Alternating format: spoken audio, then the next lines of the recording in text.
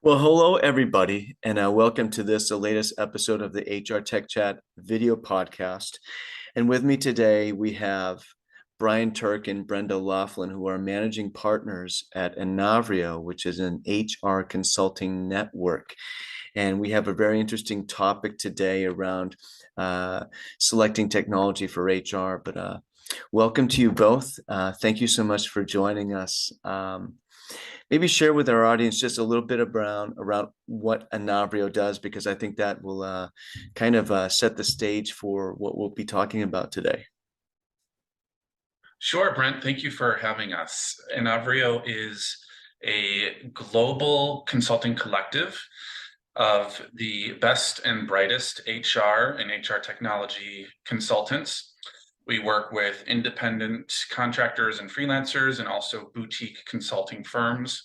And we work with end clients, we work with vendors, and we work with larger consulting firms. Fantastic, fantastic. Yeah, and we've had a lot of conversations in the past offline around what Enavrio does, and I'm really impressed with your work. And Brenda, we've had you on the podcast before, and it was a great episode, and we'll link to it when we make this one live. The topic today is this: is it really just vendor selection? And this topic sort of sprang to mind, sprang. Sorry, when we met up in the hallway at HR Technology Conference about 6 weeks ago now, I guess, maybe seven. And it just kind of struck me, just what is entailed in this. Is it just about the technology, or is there more involved? And we got to talking about it, and we thought, hey, maybe this is worth a podcast episode. And maybe we could start here. We hear a lot about, digital transformation, or HR transformation. And, I've spoken to lots of people out in the wild, and they say, oh, digital transformation comes first, then HR transformation. And others say, no, it's HR transformation that comes first, then digital transformation. I thought, okay, what is this chicken and the egg question? Is it rigidly just one way, like the use of the Oxford comma, or do we have some leeway? What comes first, or does it depend? You know, I I'll take that one. I think it depends. And ideally, they actually are happening somewhat in parallel when you look at it from a big scale. Um, Ideally, we have the HR strategy somewhat formulated. We know what the business is trying to accomplish and how the HR strategy is linked to the business objectives, and we know what we're headed towards or what problems we're trying to solve. But ideally, they're happening in parallel. Today, technology is just an integral part of almost every strategy, every piece of HR. And to ignore the technology piece and have it as an afterthought is a mistake. To lead with the technology is a mistake, because oftentimes technology doesn't even solve the problem. So ideally, they're happening at the same time. We're figuring out what problems we need to solve, what strategies we need to align with. We're putting plans in place, and the technology piece of it is integrated into it at the same time. Hmm. Yeah, super interesting. Super interesting. You mentioned that sometimes technology doesn't even solve the problem. Not to put you on the spot, but do you have any maybe a war story around that? Something sort of an interesting story that kind of exemplifies that? Sure.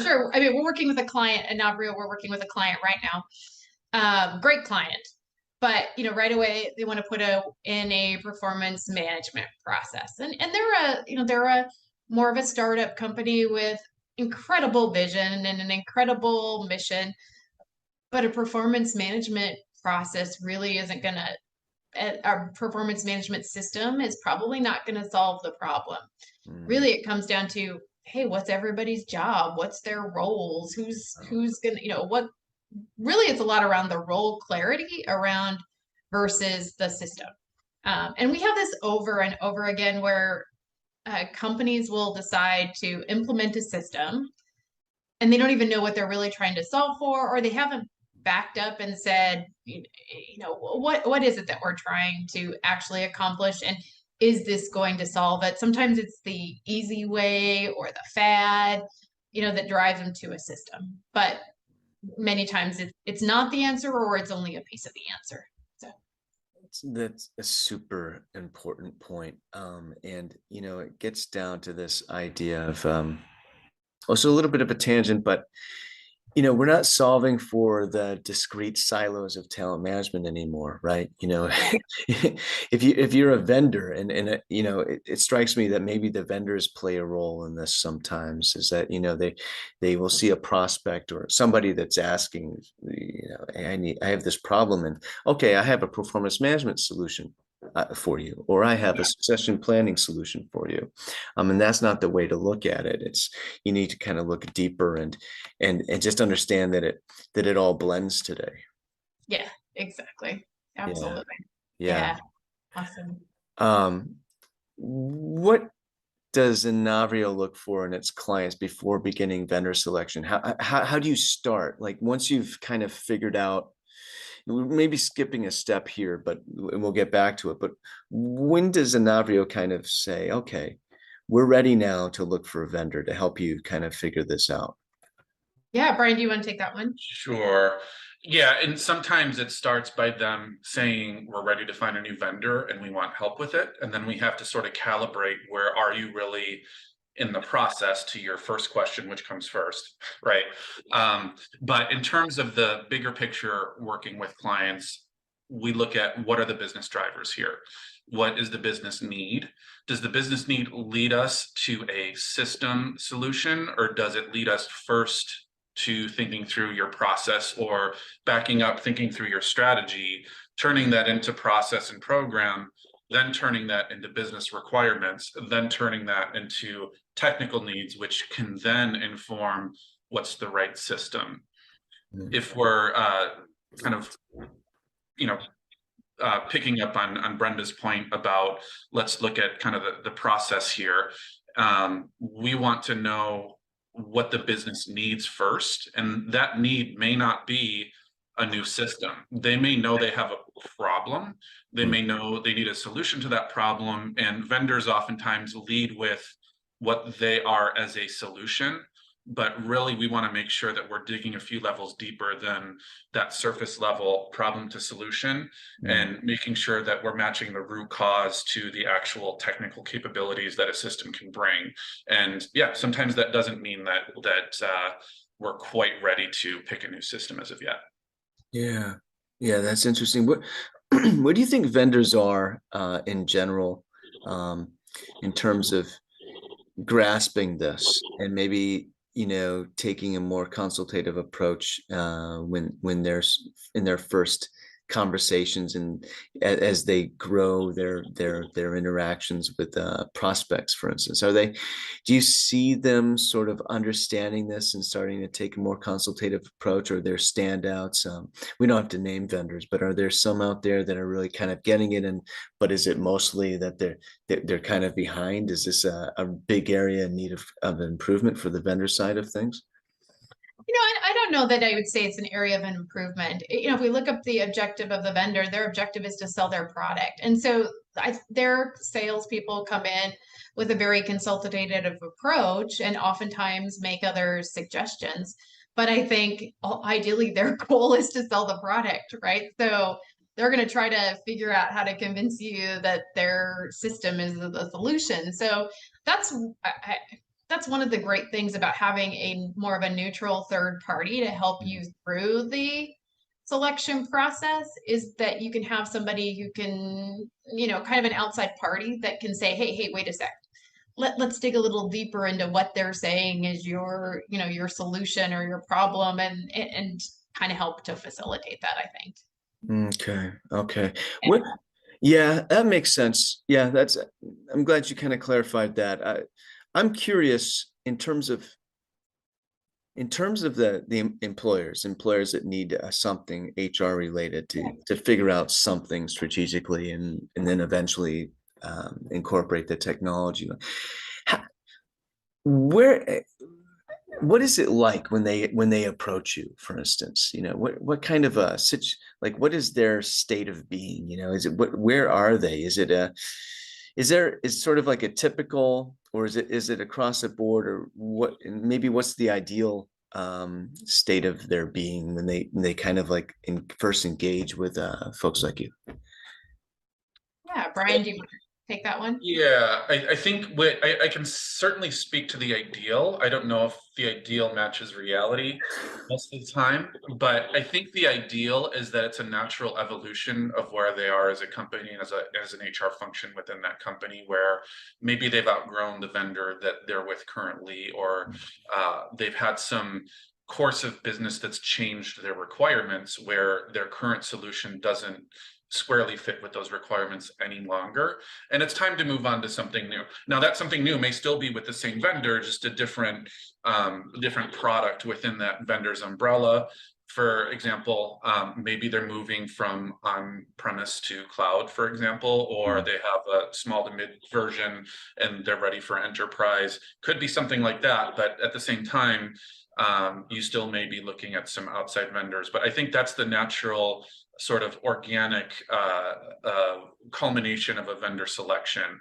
Oftentimes it's a little more reactive than that in reality, but I think that's the way that it should work if everything's aligning the way we want it to. And what we often find is that there's this saying, like, the worst software is the one that you have now, and the best one is the one you're going to. That's really, really not the case. We find a lot of vendors or a lot of customers who are just complaining about their current vendor. So many issues, so many problems. And when we work with a client, a lot of times we find that it's really not the vendor that it's the problem. It's how you set it up. It's how you've grown and changed and not adjusted your system in the meantime. All systems have some challenges, and no system is perfect. So we try to help the client actually figure out, do they actually need to move to a new system? Or is it that we just need to go in and figure out what are really the pain points and the things that aren't working and fix that? And that can save them a ton of money and a ton of time and a change management. There are times where you have to move, right? Because the vendor is obsoleting the product, or, but many, many times it's just like, oh, we're up for renewal and we hate our system. Let's go out to bid for a new one. And that's often not the right answer. Yeah, that what you said, that the worst vendor is the one you have and the best one is the one you want. That holds true for lots of things in life. It's kind of, I couldn't help but chuckle inside when you said that, because it is kind of like a perception thing. Yeah. Have you ever had a situation where you really just helped the client just re-implement the existing solution because well, I have a little story to share, but I don't want to, any situations like that? Oh yeah, Well, all the time. yeah, of course. I mean, and there are different ways that this can come about, but oftentimes, clients have awareness that maybe they didn't knock it out of the park on their initial implementation of a new product, right? Or even if it's not a new product, but they've had it around several years, they know that there are capabilities that their system has that they have not unlocked, or that there's something they're not quite doing right. Sometimes they don't have that awareness. So, I did work with an enterprise consumer products company that was in that bucket of, we have these 5 or 6 pain points that our system just isn't delivering what we want it to. And we really need to look at other potential solutions out there. Now, at the size that they are, you can narrow down the competitors to a fairly small list in terms of complexity and capability, and it's a fairly major decision to change from one platform to another at that size. And so we took a very close examination of what they were doing in their processes, a very close look at the system's capabilities, thinking outside of the box a little bit, both on how they were conducting their processes how they were articulating their requirements, and then some of the functionality in the system where there were some configuration options that aren't necessarily commonly used, but they're available and maybe just not well publicized or well discussed. And we were able to address those 5 or 6 pain points for the most part, not 100%, but no system's going to address what you're looking for as a business 100% of the time. So it is definitely possible. That's super interesting. It's almost like conducting discovery for them, helping, Yep. helping them figure. Yeah. I I have somebody that I spoke with in a previous life, and spoke with more recently in terms of HR space, and there, this absolutely happens all the time, and it can be kind of bad where the solution, in this case, I won't name the vendor obviously or the user, but it's a very well known end-to-end HCM suite, and it was and it's known for being sort of streamlined and clean, right? And it just was implemented wrong. It was implemented entirely wrong, and it's got this point where the perception is on the user side that whenever something goes wrong, oh, that's solution XYZ again, just not working. And it's the person that works there now that I know, who's in HR leadership, he happens to have used that same system elsewhere and loves it because he knows what it's capable of doing. And so, there's these situations where you just go in and you just wonder, how did that happen? And I'm just, not because, the vendors have so much to do. They have a lot on their plate, and this is not a knock against any one vendor. It's more of a sort of an industry challenge. But I just, I just think that there's a something that happens between the close of the sale when it's handed off to the implementation team, and then eventually the customer success, or maybe that's concurrent, I don't know, where things kind of fall apart often. They do. I think what happens oftentimes is customers purchase a system. Sometimes they just don't understand what it entails to actually set up the system from an internal capability, the decisions they're going to have to make, how they're going to make them, how they're actually going to do that. A lot of times they just haven't really thought through who they put in charge of making those decisions.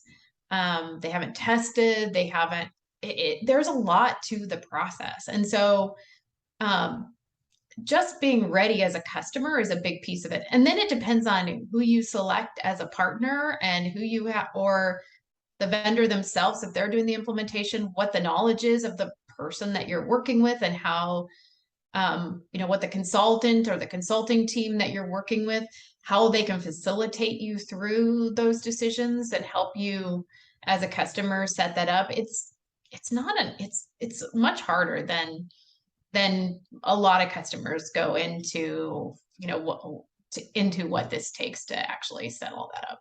So yeah, totally. totally. No one person is to blame. The vendor's not to blame, the partner's not to blame, the company's not to blame. It's a combination of all of them, and it to get it right is a lot.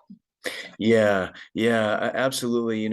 I know of one vendor where, and having been on the vendor side myself, I know that, and this is not the vendor I'm talking about. Just in case people look at my professional bio and say, "Oh, he's talking about," that's not what I'm talking about. But I, there's often sort of a lot of the vendors, I think and I heard somebody put it this way: we're not expecting salespeople to act like anything else than salespeople. And what that means is, there's often kind of like a form that the salesperson will be expected to fill out at the close of the deal, so that the next team, when they hand off, they have all the information they need to a good implementation, do it as it was sold to them, so it reflects, their impression of the system and all this. And and the completion rates on those can be quite atrocious, because that's not what salespeople do, is fill out forms.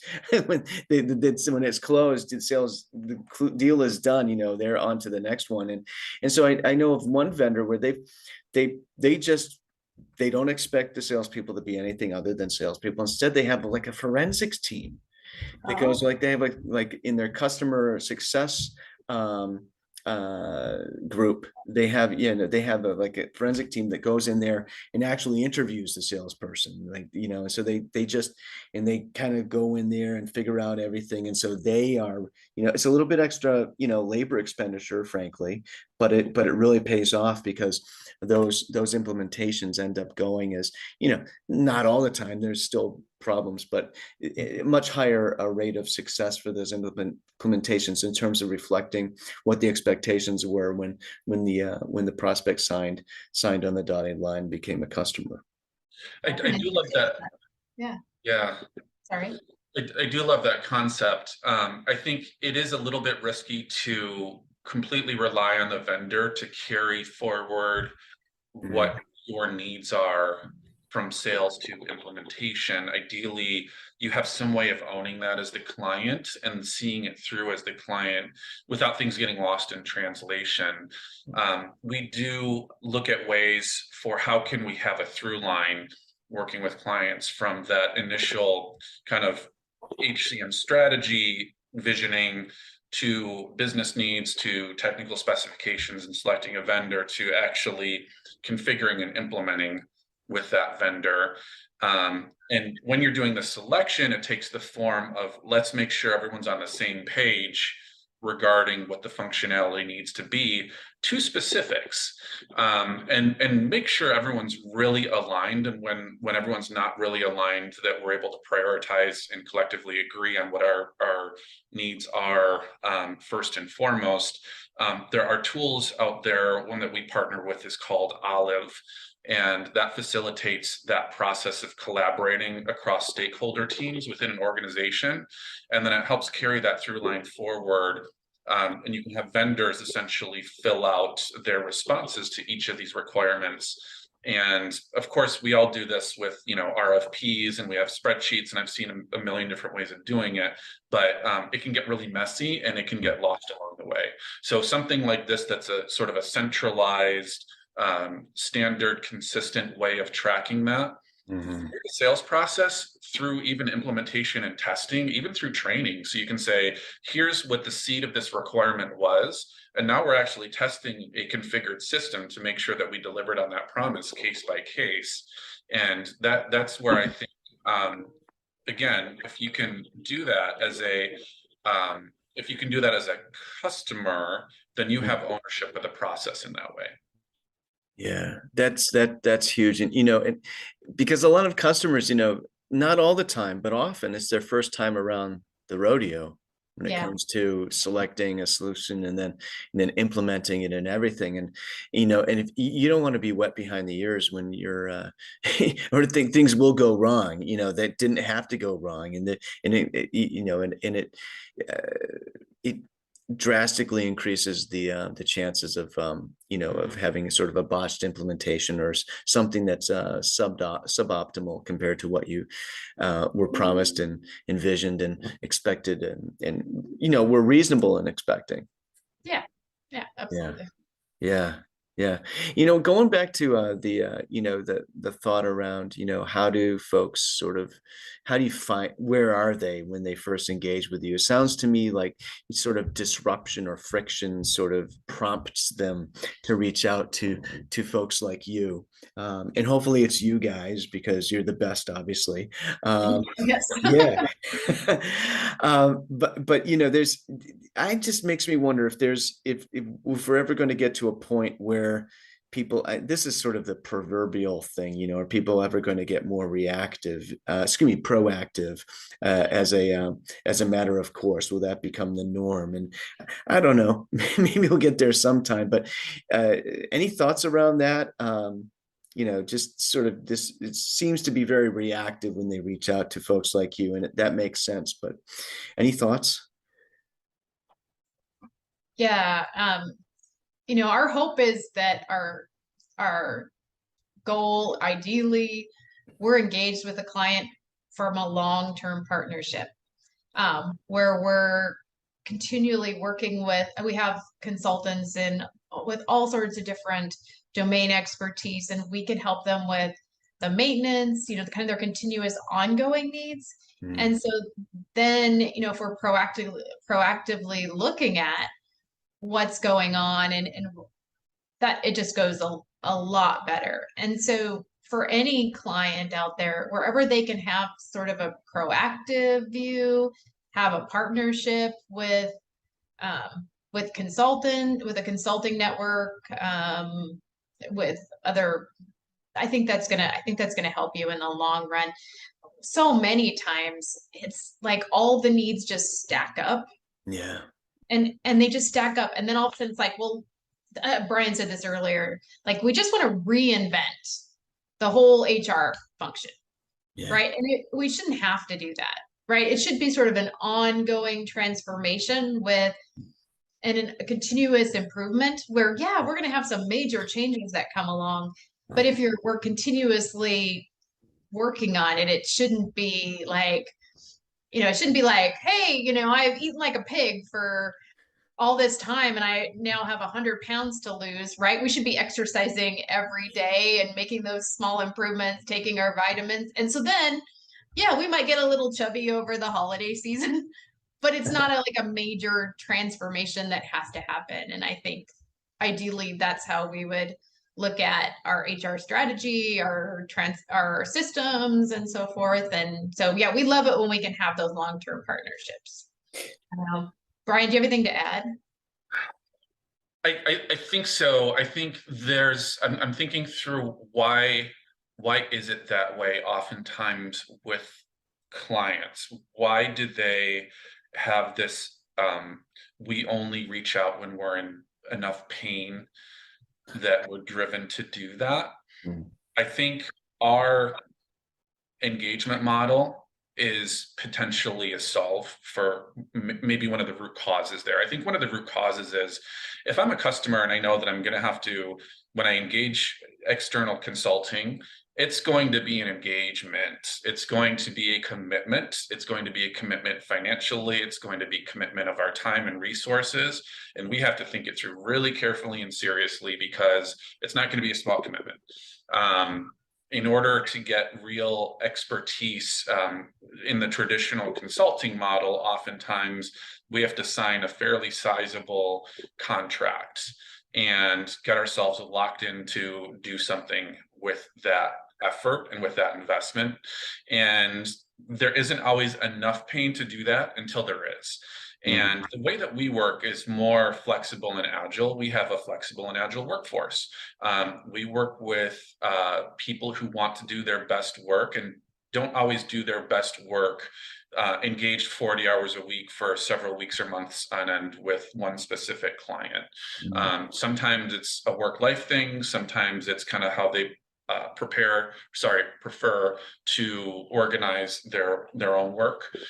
So we match what they want versus what customers want. Sometimes customers want something that isn't an all-in investment for the next 3, 6, 12 months. They maybe need some spot consulting, some advice, maybe just a few weeks, maybe just very specific technical problems that they're looking at. Maybe they want some strategy framing, but it doesn't need to be a big transformation that lasts over several years. And we can deliver on those without being too invasive because we have a model that adapts and flexes with the customer's need by way of how we engage our experts in our collective. I'm really glad you brought that up because sometimes the need is this isn't the right word, not surface, but it's more pinpointed. It's it's not necessarily a longitudinal need, right? Sure.